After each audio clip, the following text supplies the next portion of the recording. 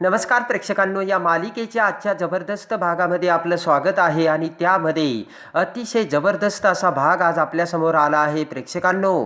त्यामध्ये आता भैरवीला हरवल्यानंतर इकडे आता भैरवी काय करते आणि सावलीचे सगळ्यात मोठे सत्य अजून एक कसे समोर येते आणि त्यानंतर सारंग आणि सावली कोणता निर्णय घेतात प्रेक्षकांनो, हे सगळं या भागामध्ये आपल्याला पाहायला मिळणार आहे.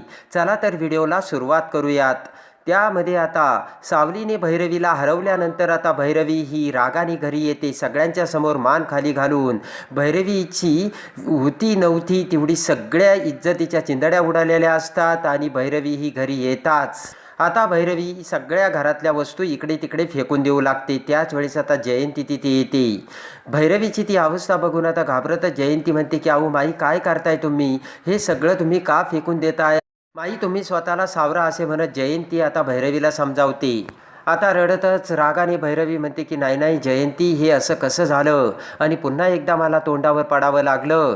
ताराच्या गाण्याच्या कार्यक्रमाच्या वेळेससुद्धा मी तोंडावर पडले होते आज आणि दुसऱ्यांदा मी तोंडावर पडले. आणि आता सगळा काही आरोप जयंतीवरती ढकलून देत बोट करत भैरवी म्हणते जयंती, हे सगळं तुझ्यामुळे झालंय. जयंती म्हणते की अहो माई, असं काय करता? तो पाण्याचा ग्लास ना मी बरोबर सावलीच्या जागेवरच ठेवला होता. ऐन वेळेस तो ग्लास कसा गायब झाला तेच मला काही कळत नाहीये.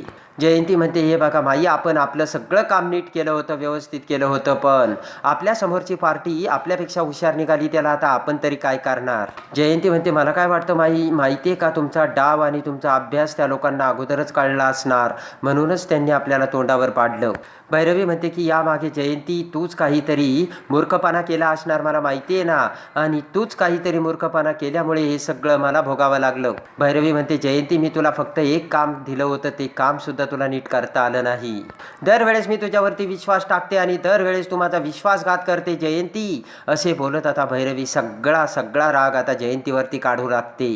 आता जयंती ही भैरवीकडे रागाने बघते तर भैरवी म्हणते बघतेस काय, चल निघ इथून. जयंती म्हणते की रवी, जर माझ्याकडे काम असेल तर माझ्या पुढे पुढे करत असतात, मला बोलावत असतात आणि आज मला जायचं सांगता. भैरवी म्हणते हो, जा तू इथून. भैरवी म्हणते की मला आता तुझी गरज राहिली नाही जयंती. जयंती म्हणते की माई, तुम्ही जरा शांत डोक्याने विचार करा, आज तुमच्या बाजूने कोणीच उभा नाहीये, फक्त ही एकटी जयंती आज तुमच्या समोर जी उभी आहे ना, तीच तुमच्या बाजूने आहे, आणि जर मला तुम्ही हाकलून दिलं तर मग काय होईल तुमचं? भैरवी म्हणते जयंती, मला तुझी गरज नाही, ही भैरवी ना एकटी सगळ्यांना पुरून उरू शकते. भैरवी म्हणते की आजपर्यंत सगळ्या गोष्टी मी एकटीने सांभाळल्यात आणि इथून पुढे सुद्धा मी एकटीच सांभाळेन, मला तुझी गरज नाही आहे जयंती. आणि रागाने भैरवी जयंतीवरती ओरडत म्हणते की जा निघ इथून. जयंती आता घाबरतच तिची पर्स घेऊन तिथून निघून जाते. इकडे आता दुसरीकडे सारंग त्याच्या बेडरूममध्ये झोपलेला असताना सावली आता प्रेमाने सारंगकडे बघू लागते. सारंगकडे बघत आता सावली म्हणते की सारंग सर, अहो या सावलीच्या पाठीमागे तुम्ही सावली बनून उभा राहिलात. सावली म्हणते की काल माईंना मी जे काही बोलले ना, ते बोलण्याचं बळ सारंग सर खऱ्या अर्थाने मला तुमच्यामुळे मिळालं. आणि सावली म्हणते की सारंग सर, ज्या वेळेस मी तुमच्या आयुष्यात येण्याच्या अगोदर माझ्या आयुष्यात कोणीच नव्हतं आणि मी कोणीही नव्हते. सावली म्हणते की माझं त्यावेळचं आयुष्य मला तारा मॅडम आणि भैरवी माई यांच्या सगळ्या कामातच संपल्यासारखं वाटायचं आणि माझं आयुष्य अगदी अंधारात असल्यासारखं वाटायचं. आणि सावली म्हणते की त्यानंतर लग्न करून मला तुम्ही घेऊन आला, त्या सावलीला तिचं नाव दिलं, तिचा हक्क दिला, तिचा अधिकार दिला आणि तिची नवी ओळख करून दिली सारंग सर तुम्ही. नंतर आता सावली ही सारंगकडे प्रेमाने बघत तेथून उठून जाऊ लागताच झोपलेला सारंग आता सावलीचा हात धरतो, तेव्हा सावली सारंगकडे बघते. सारंगकडे बघत आता सावली सारंग शेजारी बसते आणि म्हणते की म्हणजे सारंग सर, मी आत्ता जे बोलले ते सगळं तुम्ही ऐकलं? तर सारंग म्हणतो हो. सारंग म्हणतो की खरं तू जे बोलली ना, तुला वाटतं तू भाग्यवान आहे, पण खरा भाग्यवान तर मी आहे, कारण मला तुझ्यासारखी बायको मिळाली सावली. आता सारंग म्हणतो की सावली, तू काल जे काही वागली त्यामुळे मला तुझा खूप अभिमान वाटतोय. तेव्हा सावली म्हणते की नाही सारंग सर, काल जे काही घडलं ना त्याचा मला गिल्ट येतोय. आणि लगेच आता सारंग म्हणतो की हे बघ सावली, जो माणूस त्याच्या आयुष्यात चांगला वागत नाही त्याला त्याच्या पापाची शिक्षा ही मिळतेच, आणि जोपर्यंत पायात काटा टोचत नाही ना तोपर्यंत माणसाला चालण्याची शिस्त येत नाही सावली. प्रेक्षकांनो, अतिशय सुंदर उदाहरण सारंगने या ठिकाणी दिलेलं असतं. आणि सारंग म्हणतो की भैरवीसोबत जे काही घडलं ना ते अगदी योग्य घडलंय सावली. तेव्हा सावली प्रेमाने सारंगच्या छातीवर डोके ठेवून आता सारंगच्या मिठीत येते. आणि त्यानंतर आता सावली म्हणते की खरंच सारंग सर, मी खूप भाग्यवान आणि सुखी आहे. मला आता यापुढे आपल्या सुखाची नजर कुणाला लागायला नको. आणि ते ऐकताच आता सारंग सावलीला मिठीत घेत विचार करत म्हणतो की दृष्ट तर लागली आहे सावली, आणि जगातील सगळं सुख देण्याचं मी तुला वचन दिलंय.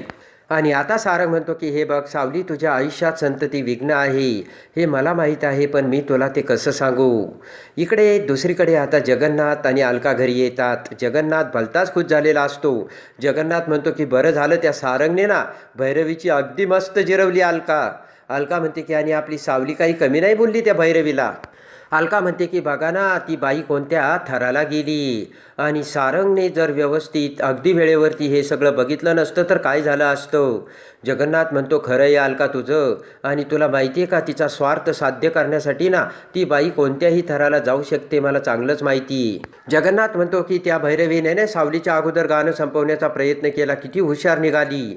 पण देव ना प्रत्येकाची परीक्षा घेतो आणि दैवाने देव बरोबर त्याच्या कर्माने त्याला मारतो. तर अलका म्हणते असं, तर जगन्नाथ म्हणतो असंच. आणि लगेच आता अलका म्हणते मग आपल्या सानिकाच्या वेळी दैव का तिच्या पाठीशी उभं राहिलं नाही. आणि ते ऐकताच आता जगन्नाथ सानिकाच्या फोटोजवळ का जातो आणि म्हणतो की कशाला उगाच त्या जुन्या आठवणी काढते. आणि जगन्नाथ म्हणतो की जरी आपल्या लेकीला आपल्याला मेंदळ्यांच्या घरी पाठवता आलं नाही तरी आपली दुसरी लेक त्या घरात मी पाठवली, आणि आज ती आनंदात आहे आणि तिचा संसार एकदम सुखाने चालू आहे असे जगन्नाथ सानिकाच्या फोटोकडे बघत बोलतो. तर अलकासुद्धा तिथे येते आणि जगन्नाथच्या खांद्यावरती हात ठेवत अलका म्हणते की अहो आपल्या सानिकाचं वर्षश्राद्ध येतंय, तुमच्या लक्षात आहे ना. तर जगन्नाथ म्हणतो हो. दुसरीकडे आता तिलोत्तमा आणि चंद्रकांतराव बेडरूममध्ये बोलत असतात. तर आता तिलोत्तमासमोर चंद्रकांतराव हात करतात तेव्हा तिलोत्तमा टाळी देऊ लागते. चंद्रकांतराव म्हणतात टाळी काय देते, तिलोत्तमा माझे पैजेचे ना पैसे काढ. तर तिलोत्तमा म्हणते की तुम्हाला आठवत नाही वाटतं, पैजेचे पैसे ना आपले सारंगकडे आहेत. चंद्रकांतराव म्हणतात की अरे हो, आणि मी विसरलोच. चंद्रकांतराव म्हणतात की पण मला आज वाटतं की मला ट्रिपल लॉटरी लागल्यासारखं वाटतंय. त्यानंतर आता तिलोत्तमा म्हणते की खरं सांगू का, मी पैज हारले ना तरीसुद्धा मला आनंद होतोय. चंद्रकांतराव म्हणतात कसं काय. तिलोत्तमा म्हणते की कसला माज आहे त्या भैरवीला नाही का. आणि भैरवी म्हणते की खरं तर तुम्हाला सांगू का तिचा माज पूर्णपणे उतरला आहे. आणि दुसरी गोष्ट, सोहम ताराच्या लग्नात ती आपल्या समोर जे बोलली होती ना तिचा तो सगळा माजसुद्धा मोडला. हसतच आता तिलोत्तमा म्हणते की सगळ्यात महत्त्वाची गोष्ट म्हणजे माझं मेंदळे कुटुंब जिंकलं. आणि लगेच आता चंद्रकांतराव म्हणतात की आपलं मेंदळे कुटुंब जिंकलं असं तुला वाटतं, म्हणजे तू सावलीला आपल्या घरची मेंबर मानतेस. तर तिलोत्तमा म्हणते की आहेस ती, त्यासाठी मी काय करू शकते.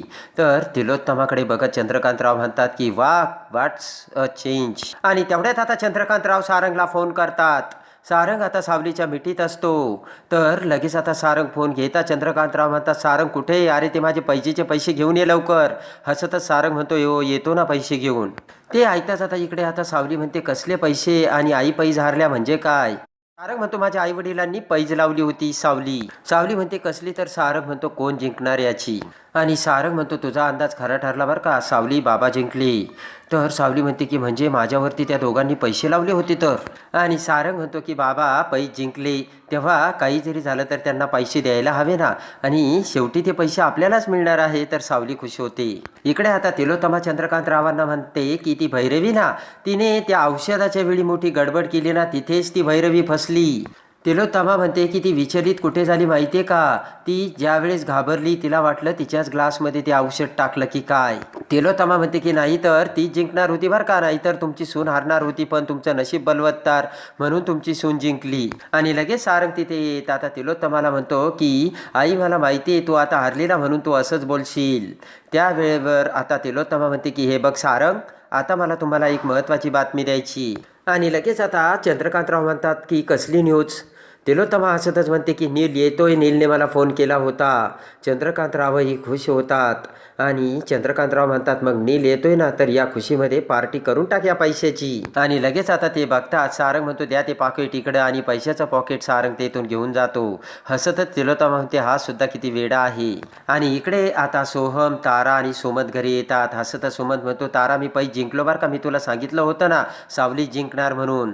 सुमत म्हणतो की सावली पै जिंकल्याचा मला आनंद आहेच, सावली जिंकल्याचा मला आनंद आहे, पण मला सगळ्यात एक गोष्ट का त्याचा आनंद झाला तुम्हाला माहिती आहे का? भैरवी पूर्ण तोंडावर पडली.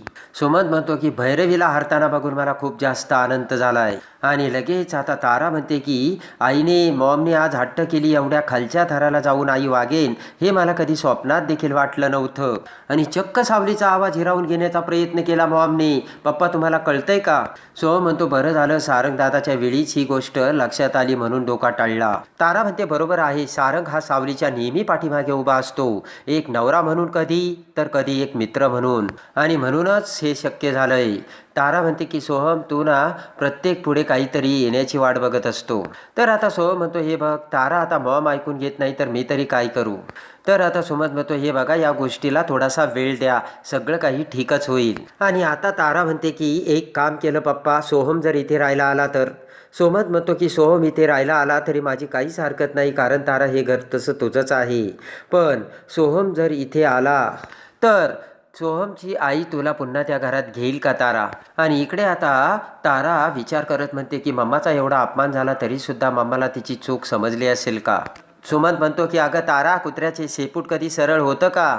सुमंत म्हणतो भैरवीचं देखील तसंच आहे, भैरवी कधीच सुधारणार नाही तारा. आणि इकडे आता तिलोत्तमा ही दुसऱ्या दिवशी फोनवर बोलत बोलत बाहेर येते. आणि त्याच वेळेस आता सारंग देखील त्याचे आवरून बाहेर आलेला असतानाच भैरवी तिलोत्तमाच्या घरी येते.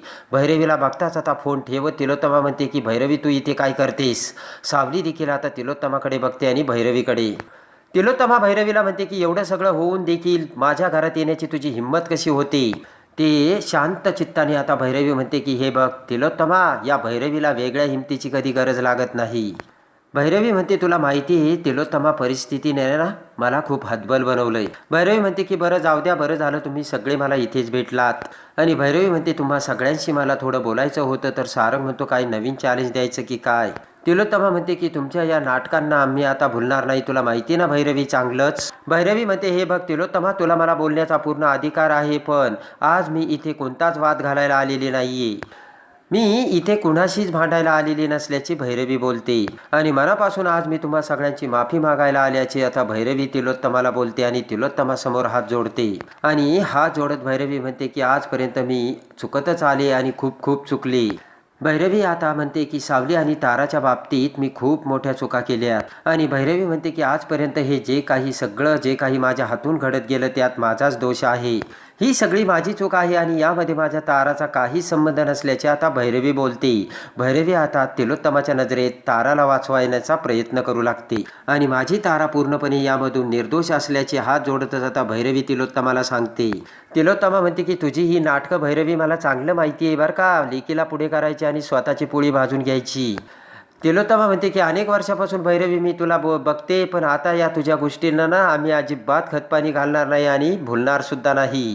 तिलोत्तमा म्हणते की भैरवी अगं तुझ्या सारख्या निर्लज्ज बाईला मी माझ्या जीवाभावाची मैत्रीण समजत होते ग, पण तू काय केलं? तू तुझ्या इज्जतीला बट्टा लावला, काळं तोंड केलं तू, आणि किती खोटारडी वागली, एवढ्या नीच पातळीला जाऊन वागलीस तू, अशा शब्दात तिलोत्तमा भैरवीचा अपमान करते. आणि तिलोत्तमा म्हणते की भैरवी मी तुला अगोदरच सांगून ठेवते, आत्तापासून माझ्या घराकडे वर तोंड करून सुद्धा बघायचं नाही. आणि तिलोत्तमा आता भैरवीला तेथून जाण्यासाठी सांगते, निघ इथून असे म्हणत आता भैरवी लगेच तिलोत्तमासमोर हात जोडते आणि म्हणते तिलोत्तमा माझं ऐकून तर घे.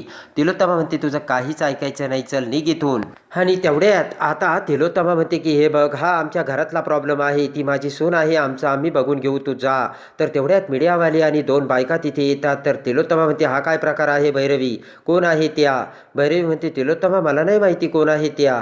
तर त्या दोन बायका आता भैरवीकडे आणि तिलोत्तमाकडे बघत बोलतात. आणि त्या बायका म्हणतात की तिलोत्तमा मॅडम, आज आम्ही तुम्हाला भेटायला नाही आलो तर या भैरवीला भेटायला आलो. तर भैरवी म्हणते म्हणजे मला? भैरवी म्हणते मला कशासाठी भेटायला आलात आणि काय काम होतं? दुसरी बाई म्हणते खूप महत्त्वाचं काम होतं म्हणून आम्ही तुमच्या घरी गेलो होतो, पण तुम्ही इथे आलात असं आम्हाला कळलं म्हणून आम्ही इथे आलो, आणि आम्हाला ना राहवलंच नाही तुम्हाला तुमची भेट घेण्याशिवाय. भैरवी म्हणते की असं माझ्याकडे तुमचं काय काम होतं? त्या बायका म्हणतात सांगतो ना, जरा धीर धरा. त्या बायका म्हणतात आम्ही सावलीच्या गाण्याचा फॅन आहोत आणि आम्ही ते गाणंही शिकतो. त्या बायका म्हणतात भैरवीजी तुम्हाला काय वाटलं, तुम्ही काल जे वागलात ते कुणाला कळणार नाही का? आणि ती बाई म्हणते तुम्ही कलेचा अपमान केला. दुसरी बाई म्हणते की सावलीचा आवाज तुम्ही पाठीमागे सारून तुमच्या मुलीच्या आवाजाला तुम्ही प्राधान्य दिलं आणि काल तर तिचा आवाज चक्क जावा म्हणून तिच्या पाण्याच्या ग्लासमध्ये तुम्ही औषध मिसळलं आणि एका कलाकाराच्या नावावरती तुम्ही मोठा कलंक आहात असे त्या बायका भैरवीला बोलतात. आणि तुमच्यासारख्या कलाकाराची निर्वत्सना जेवढी करावी तेवढी कमीच आहे, एवढ्या नीच पातळीच्या आहात तुम्ही असे त्या बायका आता भैरवीला सांगतात. आणि लगेच आता मीडियावाले आणि त्या बायका तिथे भैरवी वजे मुर्दाबाद मुर्दाबाद अशा घोषणा करतात. तर भैरवी कानाला हात लावते आणि भैरवी आता अख्ख्या जगासमोर संपलेली असते. आणि आता त्या बायका भैरवीला धरतात आणि म्हणतात की भैरवी वजे मुर्दाबाद. आणि भैरवी वजेने एका कलाकाराला एवढा कलाकाराचा अपमान केला अशी नीच बाई आम्ही बघितली नाही आणि त्यासाठी आम्ही मीडियासमोर तुम्हाला शिक्षा देणार असे म्हणत आता त्या 2 ते 3 बायकांनी भैरवीला धरलेली असते. भैरवी म्हणते अहो काय करताय तुम्ही, सोडा ना मला कशाला धरलंय. ती बाई म्हणते की आवाज बंद कर, तोंड बंद ठेव आणि चांगलं तिला पकडून ठेवा ग असे म्हणत आता ती बाई आता तिने काळं आणलेलं असतं आणि ते काळं एका ताटामध्ये घेऊन ती बाई आता ते काळ्या रंगाचे हात आता त्या भैरवीच्या तोंडाला लावते. भैरवी म्हणते काय करता, सोडा मला. तर त्या बाईने भैरवीचा चेहरा काळा केलेला असतो आणि अख्ख्या जगासमोर भैरवीचं तोंड काळं करून भैरवीला आता जगात तोंड दाखवण्याची हिंमतसुद्धा आता त्या बायकांनी काढून घेतलेली असते. आणि मीडियासमोर भैरवी ही काळे तोंड घेऊन आता समोर आलेली असते. आणि त्यानंतर आता तिलोत्तमा म्हणते की भैरवी तू निघ इथून, ती तुझी लेक ना माझी सून आहे, त्याचं आम्ही बघून घेऊ. तर तेवढ्यात सावली म्हणते की अहो मॅडम, तिलोत्तमा मॅडम ऐका ना, एवढं टोकाचा निर्णय तुम्ही घेऊ नका. तर लगेच आता तिलोत्तमा म्हणते की सावली तू यामध्ये न बोललेलीच बरी आणि तू यामध्ये पडू नकोस.